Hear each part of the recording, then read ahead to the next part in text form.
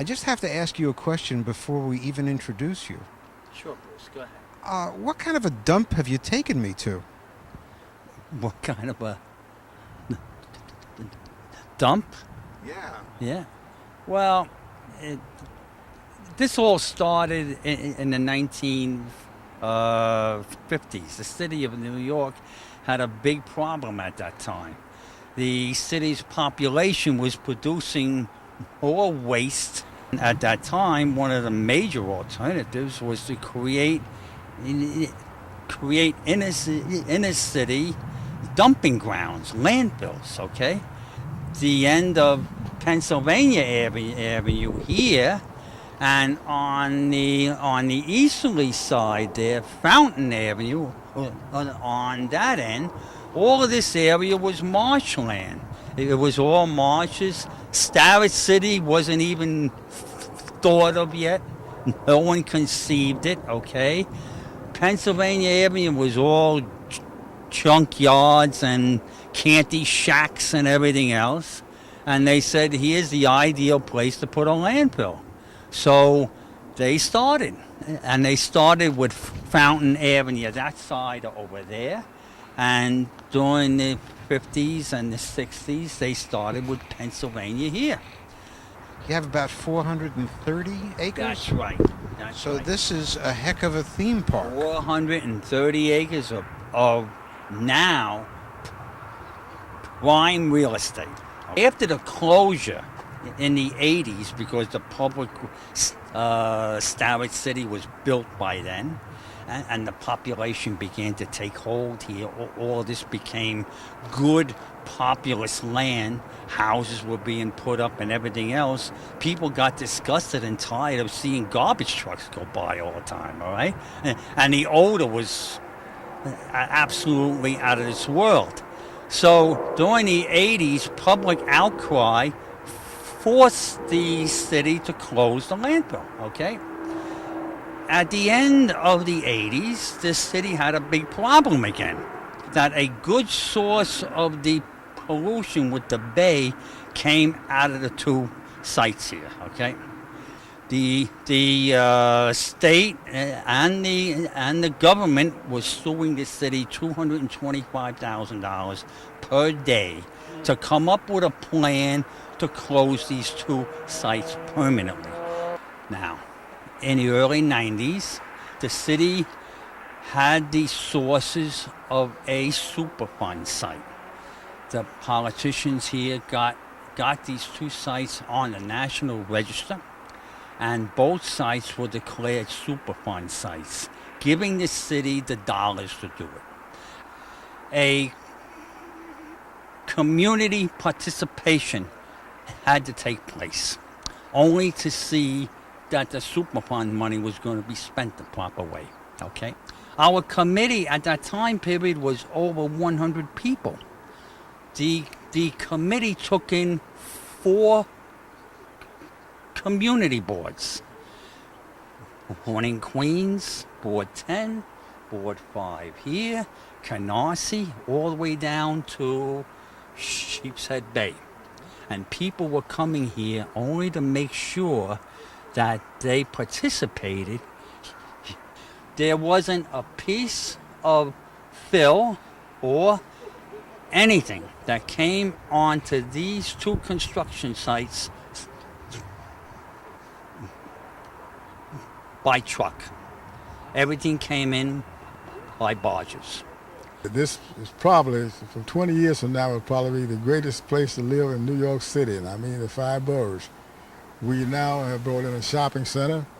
We're near the Belt Parkway with access to both Queens and Long Island and Staten Island, as well as Manhattan.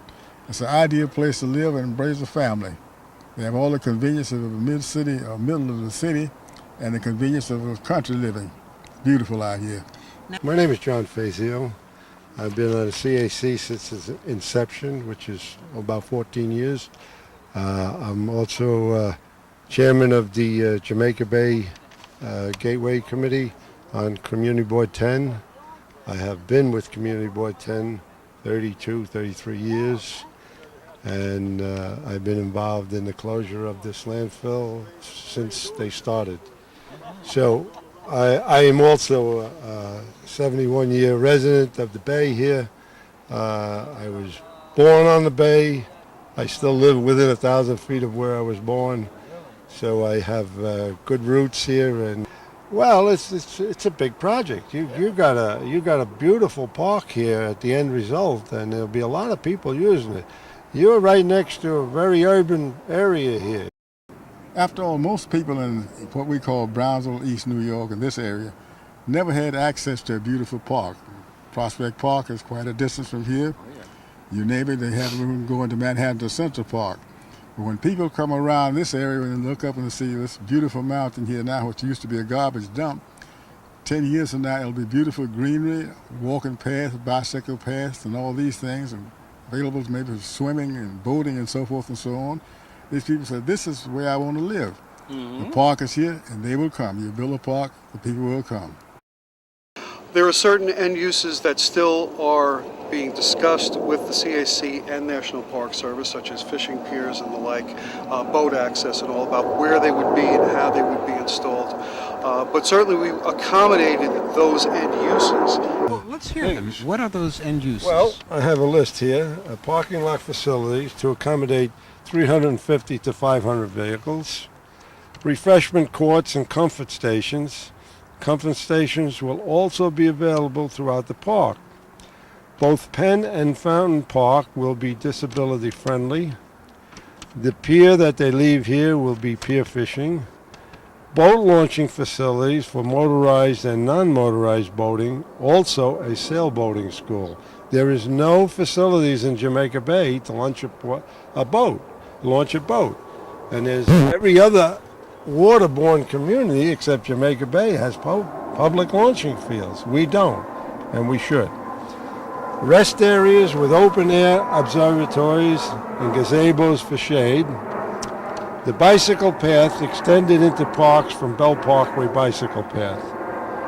A band shell amphitheater area on Fountain, utilized for community events such as kite flying and camping, for nature study, and who knows, possible a concert in the park.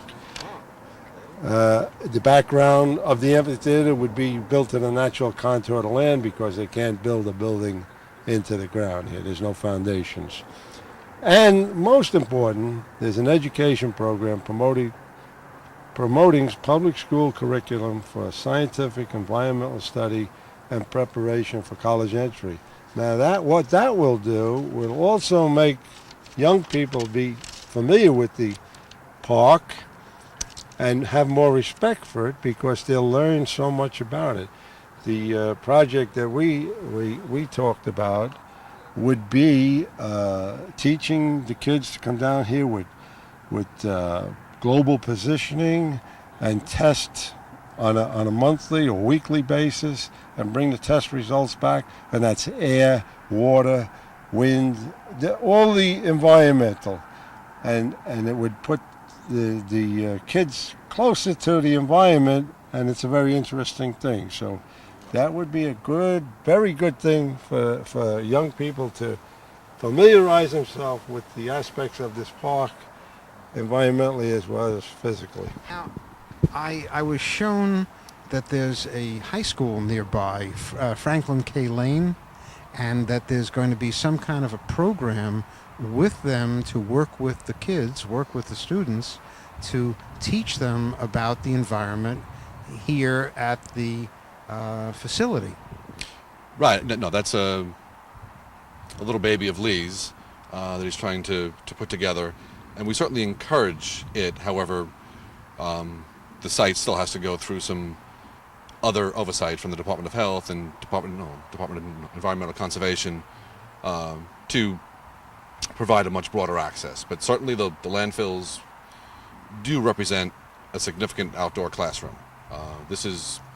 We're starting a forest from the ground floor. So this is a great opportunity for children to learn. We just need to move slowly.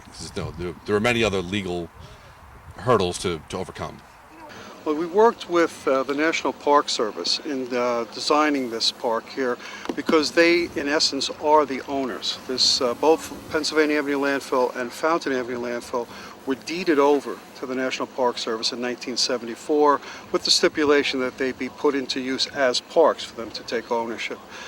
We've been working, the New York City DEP has been working with the local community boards here and the Citizens Advisory Committee to determine what end-use activities they would like to see on this park as we came through to the final design. Certainly working with National Park Service as well, since they would be the ultimate owners and having to maintain those aspects of the park. When you say starting a forest from the ground up, that's a very interesting way of putting it. I would have thought, not knowing anything about it, but I would have thought that you'd bring in grown shrubs or grown trees so that you wouldn't have such a long period, which I understand could be about 5 years from now until it'll be open to the public. Why did you start from seed? As I mentioned earlier in the presentation, research indicates that smaller plant material can acclimate to a site much faster than larger plant material. They're kind of like people. If you're a little bit older, you don't want to change your habits. Children are a little more flexible. Well, the same holds true for plants. The younger they are, they don't have as developed root system, so they're not as particular to the soil that they're in. So when they're placed here, they acclimate much faster to the site and can in fact grow quicker than a larger tree if it's planted at the same time. How much excitement has this new parkland brought to the residents of Starrett City? Well, the people in Starrett, not only are they impressed by what has happened out here, but they're interested in it because they live closer to it than anyone else. We have a woman that represents Starrett City and makes facilities available to us to have our meetings, and they have been very friendly to the CAC because they realize it affects them very much. I'm a resident of Starrett City, and I have been for the last 32 years. I'm the vice chairman of the CAC, it's the Citizens Advisory Committee, and I represent the Tenants Association of Starrett City. We knew that the landfill, once it closed, they had to do something with it. It couldn't be built on because of the nature of the beast, what is under here. The Gateway Park, National Park, is a national park, don't forget that. And they're not used to being in an urban area. And what their use would be for mostly birds. There's too many people around here for the end use to be just birds. The birds will use this anyhow. I mean, they definitely will be, they're using it now. You will have quite an array of wildlife here that you wouldn't believe. Now, over my shoulder, there are a lot of feathered friends. What are they? Are they geese or? Those are brant geese. There's some seagulls in there. There's some Canadian geese. Right now the migratory season is going on, and some just stop here for a visit. The brant kind of stay for the season. They'll probably leave again sometime in the spring. Were they here before you turned the dump into a park?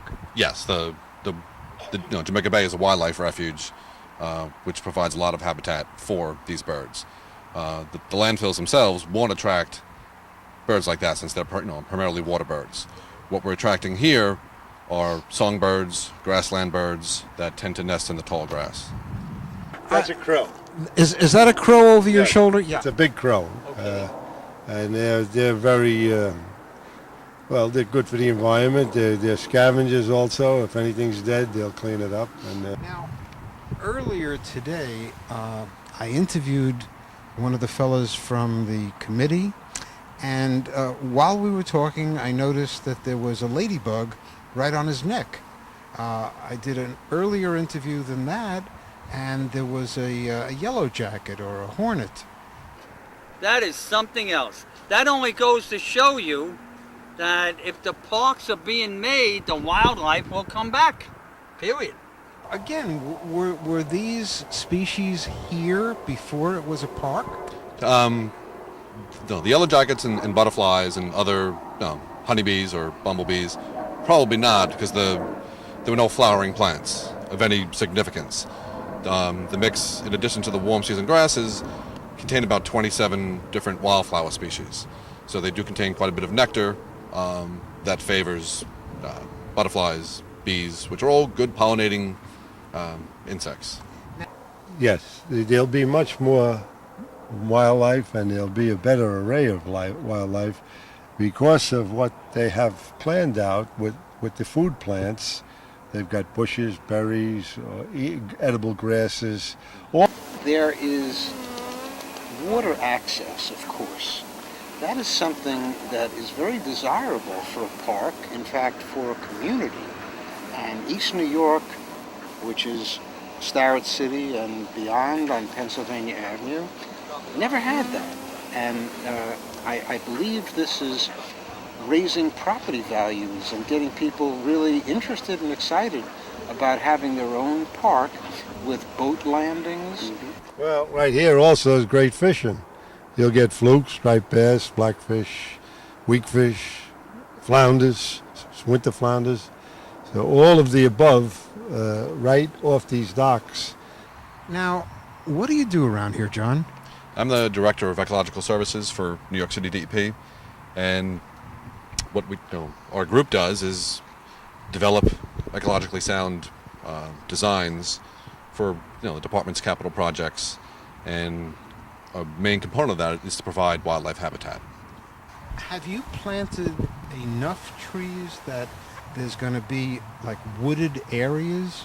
Yes, the density planted here, if one would go into a mature forest, you may find 400 trees or 400 to 500 trees per acre. The density we planted here is probably somewhere around 1,000. And the idea is that it's going to be a survival of the fittest. We're standing out by Jamaica Bay. We're standing in a field of grass, but it's not just green grass, it's all kinds of grass. The mixture of the grasses with the four main prairie grasses, big blue stem, little blue stem, Indian grass, and switchgrass. They were once very common prior to European settlement that covered large expanses of the region. And in addition to the grasses, there are approximately 27 different wildflowers. And there's one straggler remaining over from the season. It's a black-eyed Susan. If you were out here in middle of July, August, it would be a sea of yellow amongst that. But like I said, since it's been a relatively warm fall, little straggler remains.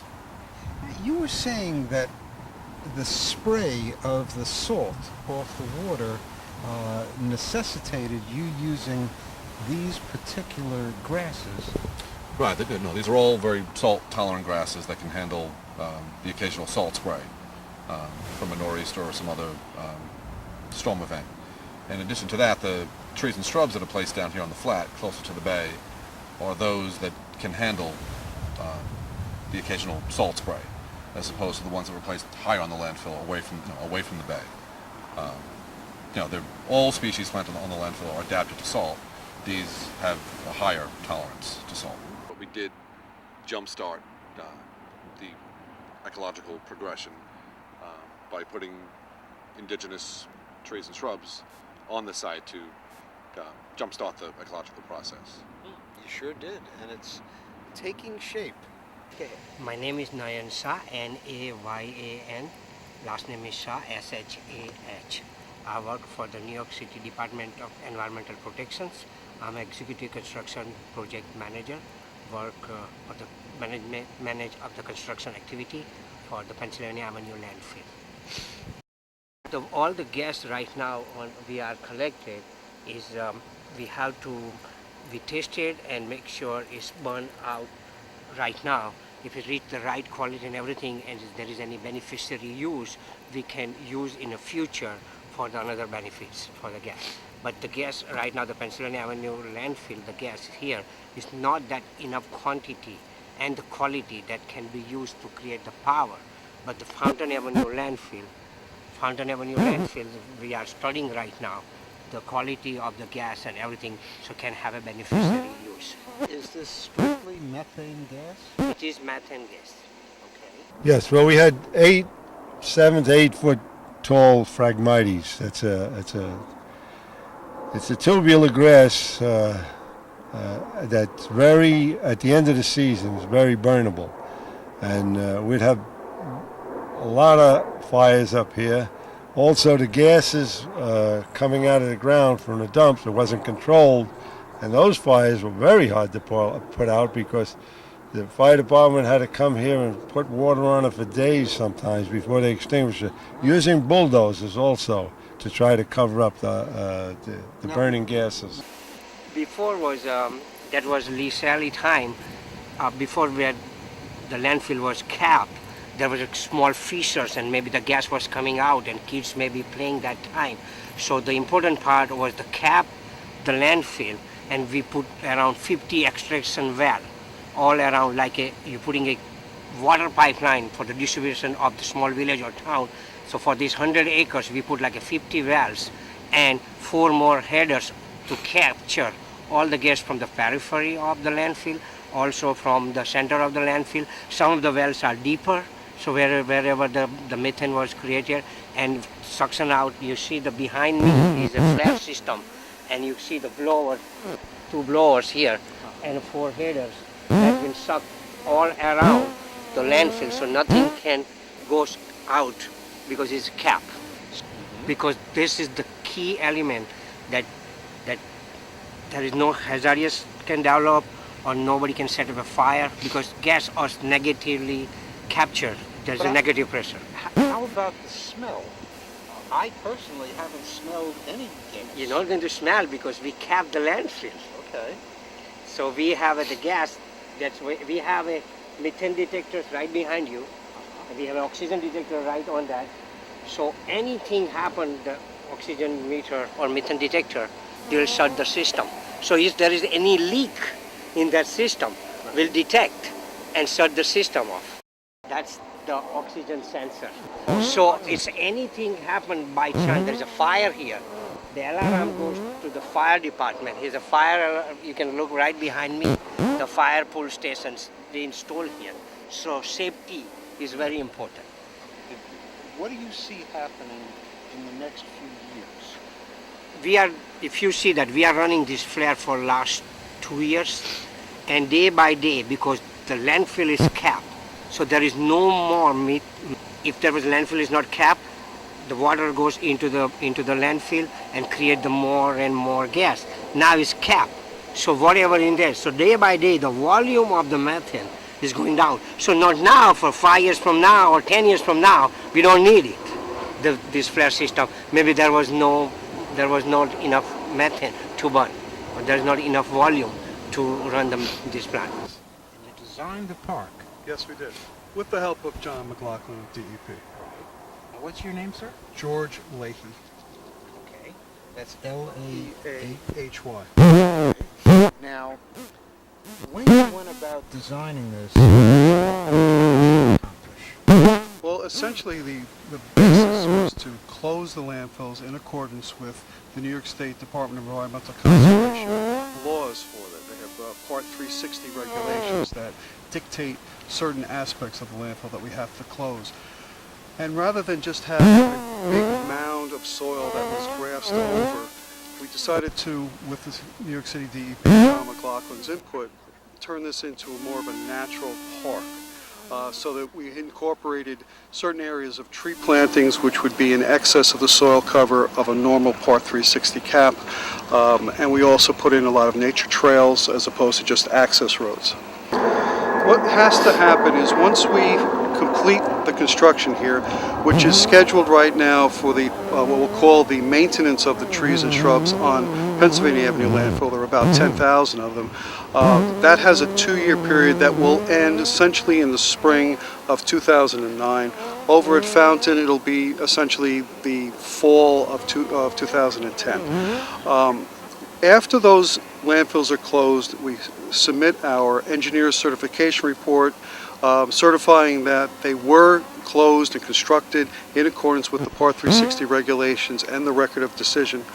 Once that's reviewed and accepted by the New York State DEC, they will then get into what we call the post-closure monitoring period, where certain peripheral wells will be sampled for the groundwater, and we have what we call sentinel wells for gas migration to monitor to make sure that the cap is operating in accordance to how we intended it to.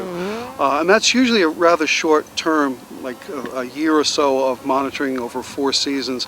And once the state looks at our certification report in conjunction with that post-closure monitoring, they can decide with the New York State Department of Health whether the parks are officially then allowed to be used by the public, at which time the New York City DEP would be talking with National Park Service about the official transition of the parks to that. If you want to lay down, you can, some of our trees right now have quite a bit of a leafy canopy. They're up almost 8 feet in certain areas, particularly up on the top over there. But as John McLaughlin has indicated that these trees are more for the next generation than for you and I to be laying under them. But I would say in about 10 years you're going to see some very good canopies out here. Some of the trees will naturally, as John has indicated, shade out each other. We've planted a number of trees to see who's going to be the most competitive. And some of these trees will rocket up as they get that opportunity to do so. And probably within 10 years you could have a nice shade tree out here. Great. Well, again, thank you very much. Oh, my pleasure. And it's an exciting thing. A question that I asked off camera to a few of the people was, are you getting the publicity that you really deserve? And the answer I'm getting is not really. And it's good news. This is going to be a massive new place for people to relax and to enjoy the great outdoors. Oh, yeah. And it's not getting the publicity, the coverage from the TV stations or the newspapers that it deserves. Well, we appreciate you coming out here today. You know, God's smiling on us. It's gorgeous out here. Thank you Thank very you much. very much.